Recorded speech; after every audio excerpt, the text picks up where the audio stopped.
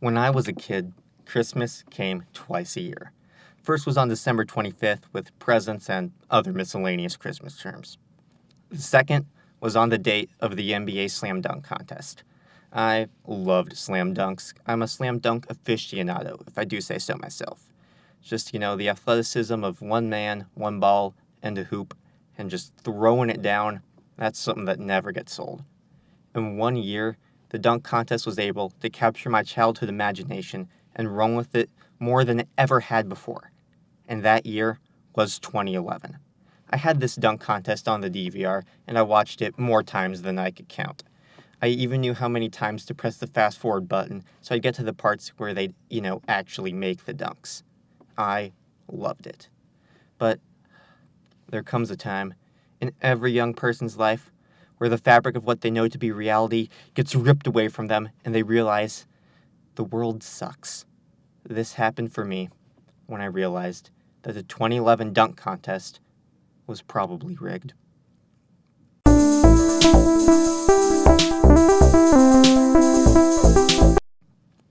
The notion of a dunk contest being rigged is nothing new for longtime followers of the event.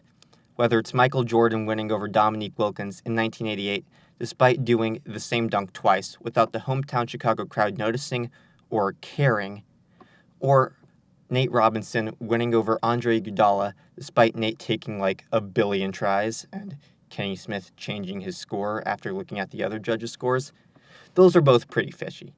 But those weren't rigged. Those were just bad officiating. And I know the concept of officials being bad in sports is, new to some of you, but it happens sometimes. This dunk contest, however, it wasn't bad officiating. I'm pretty sure it was rigged. First, some background information. The dunk contest was just coming off of two extremely lackluster contests. Nate Robinson jumped off a guy's back and dunked the basketball. He somehow managed to do a dunk that was less impressive than the normal in-game dunk in the dunk contest. The NBA needed something to spice this up. Any ideas, LeBron? Fans want to know, LeBron, are you going to compete next year? Right now, I'm preliminary putting my name in the 2010 dunk contest Saturday night. And believe me, when I saw the list scroll at the bottom of SportsCenter for the 2010 dunk participants and LeBron wasn't on there, that was like a family pet getting slaughtered in front of you, not gonna lie. And I'm not the biggest LeBron fan anymore, but still, I would have killed to see him in the dunk contest. So, the NBA couldn't get LeBron. But in 2011, they wound up with the next best thing. Blake Griffin. Okay, he wasn't the player LeBron was at the time. Make no mistake, this dude was a star. He had Zion Williamson-type hype going for him when he was in college at Oklahoma, and he was a no-brainer #1 pick for the Los Angeles Clippers. And he actually lived up to the hype. I would race downstairs in the mornings to watch SportsCenter to see if Blake did any crazy dunks that night, because he normally did. I remember that dunk over Mozgov was the top story that night. Over anything else that happened in sports, they spent like 5 minutes on one play. This dude seemed destined to be a superstar.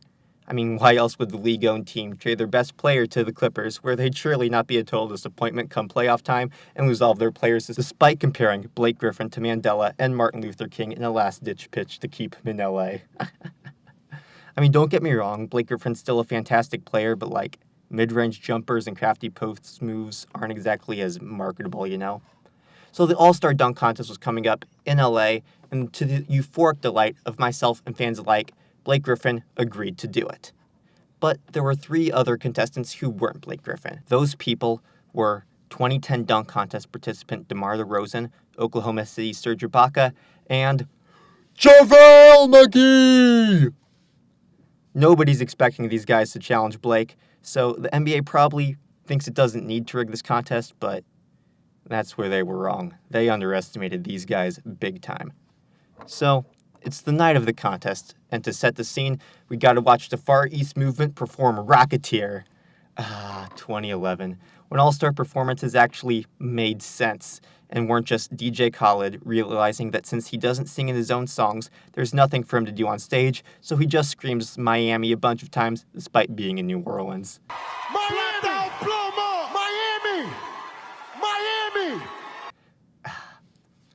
Okay, So we've all calmed down, and now the party's starting. Main attraction Griffin's going last, DeRozan's up first. He's being coached by the sharpest dresser in town, Daryl Chocolate Thunder Dawkins, and that man knows his stuff when it comes to dunking. He broke so many backboards that he wrote a poem about it. The chocolate thunder flying, glass flying, Roseanne crying, babies crying, glass still flying, cats crying, roast and bun toast, and thank you, wham, ma'am, I am. May his soul rest in peace. DeRozan's first dunk has been nicknamed the East Bay Funk Remix, as an homage to Isaiah Ryder's East Bay Funk dunk. Judges love homages, so this should go pretty well. But I have just one question before we start. What is this background? Gold bars, a yellow brick road. Why did they choose to have this background for the cards? Why did it even need a background?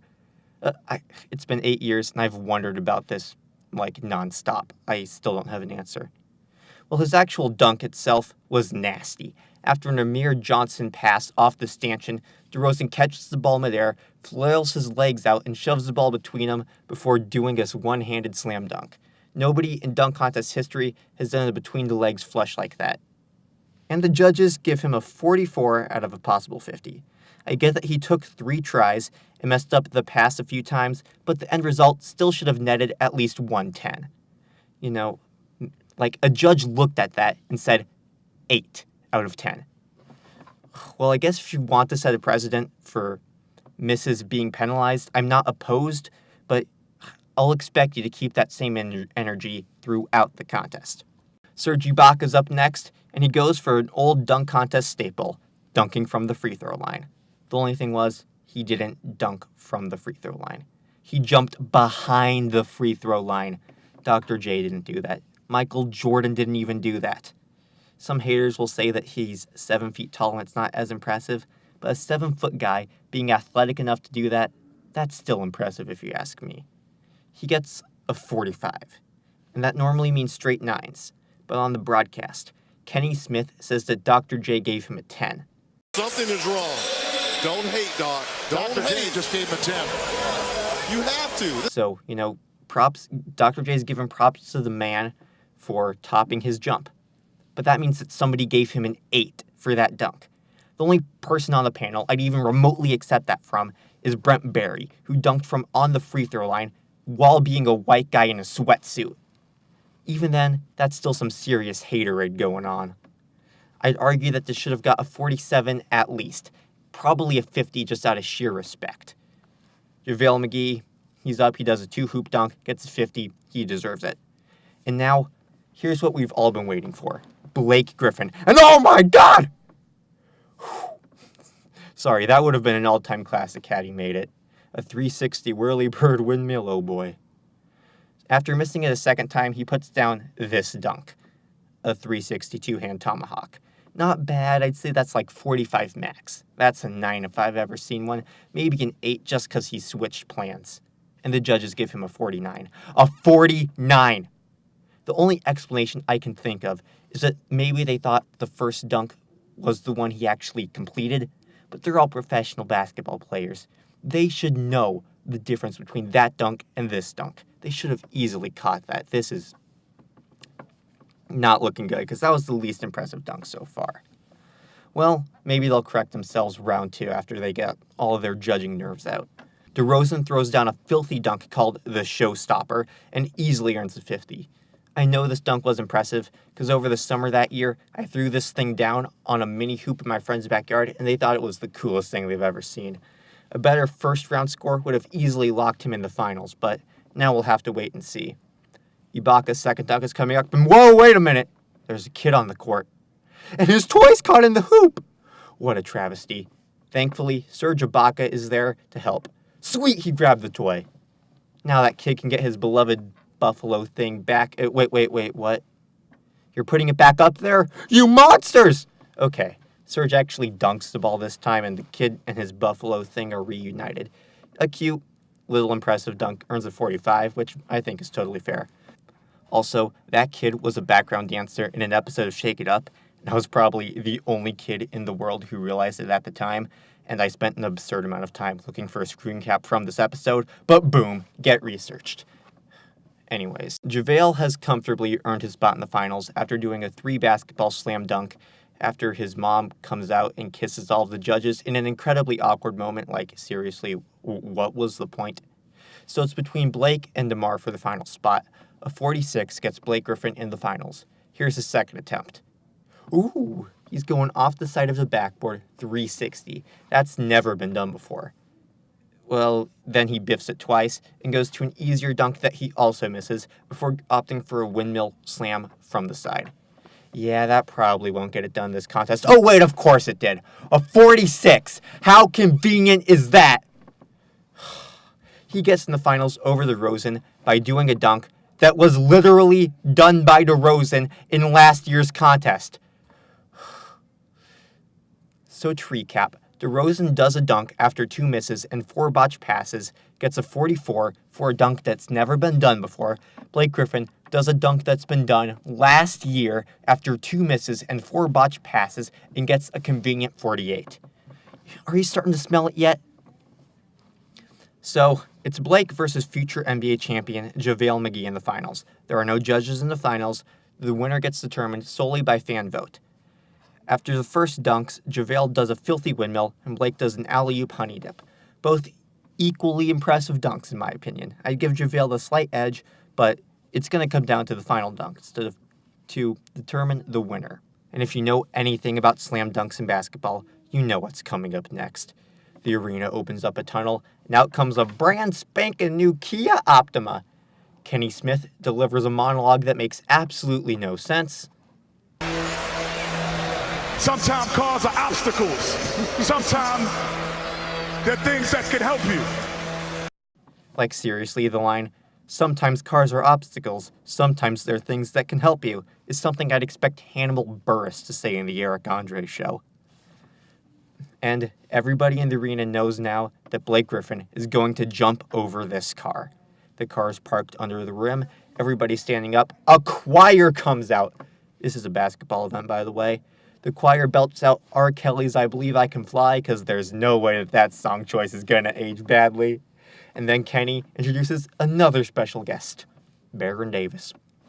Baron Davis forever has a place in my heart for doing the most beautiful attempt in dunk contest history. Here we have Baron Davis attempting the blind man's bluff. A blindfolded dunk with a blindfold that obviously has holes in it. He's literally adjusting the holes. And then booyah. Not even close to dunking the ball. It's perfect. Okay, back to the topic at hand. Blake gets a run up and dunks over the hood of the car. All of that build up for that. According to some quick research, the car is only 6 feet wide, and judging by the fact that his head is at the rim when he's standing on the hood of the car, I'd say the height of what he had to jump over is estimated at like 3.1 feet. As a guy who can barely touch net, I hate to say it, but that's not that impressive. Thankfully, Charles Barkley is the voice of reason because there's a first time for everything. You know what? I hate to say this. That wasn't the greatest dunk. Yeah, but listen, that's like when you got a pretty girl. She's dumb, it don't matter. What? And now we're back, Charles. Oh, I missed you. And at this point, nobody's going to win this crowd back from Blake. Like, what can JaVale do that tops the showmanship of that? But if JaVale throws down an impressive enough technical dunk, he still could win all the fans at home over who are slowly starting to realize that Blake's dunk wasn't all that. And here's JaVale's second attempt, and yeah, that might actually do it. Wait, what? They're saying it wasn't a dunk? How on earth is that not a dunk? He went up for a dunk attempt, grabbed the rim, and the ball went through the net. How is that not a dunk? I get that it wasn't clean, but that's a dunk. In 2008, Dwight Howard threw the ball through the rim and didn't even touch the rim, and they counted that as a dunk. They gave it a perfect score. And they don't count this? How? All right. Maybe it's just JaVale wanting a do-over. I don't know why he would, but JaVale's never actually been known for having a high basketball IQ, so maybe he'll just do it again and win this contest. Oh wait, he changed plans and does a standard one-hand alley-oop. So Blake Griffin obviously wins the fan vote, and here's where things start to get fishy. Put your thinking caps on. Literally a week after the competition, Kia used the footage of the Blake Griffin dunk in a commercial. Not your average dunk, not your average mid-size sedan. And soon thereafter, Blake Griffin became the advertising face of Kia. He appeared in enough Kia commercials to fill a whole 10-minute YouTube video. Kia Optima is the official car of the NBA, and just listen to how they praise it on air during the broadcast. But that's a great-looking car. That is a good-looking car. That is a great-looking car. Sounds like a lot of good advertising to me. The only marketable player in this year's contest wins it by jumping over a Kia, which the NBA made him do, by the way. Blake wanted to use a convertible and jump over the whole darn thing, but the NBA needs to advertise its car. Even Blake admits the dunk he did was pretty easy, and not even in a boastful way. He called the whole situation a lose-lose for him. So the NBA didn't allow him to do what he wanted. It sounds like they had some sort of plan for how this contest would turn out, Just spitballing ideas here. And just imagine if Blake rightfully missed the finals, as he should have. You think the NBA is going to make a Kia with all these Sprite Slam Dunk Contest decals over it, shove Baron Davis in the backseat, have 4 guys give it the white glove treatment, allow Kenny Smith to hire a choir and not use any of that? And, imagine if Blake brings out the car for a second round flush. There's no guarantee that he wins in the finals and gets all the attention for being dunk contest champ. Also, here's this little press release before the contest announcing Blake Griffin as a slam dunk contest winner, just throwing that out there. So, it's just a shame that this wasn't judged fairly, because the NBA made these really interesting videos about each contestant's preparation, and they all had amazing ideas for the finals. And it's just a shame we never got to see them, because sometimes cars are obstacles, and other times they're things you can use to help you. Well, that's the video. Welcome to the post roll. There are a lot of buttons down there. Click one of them, click 2 of them, maybe even click a number higher than that. Just do whatever, and basketball.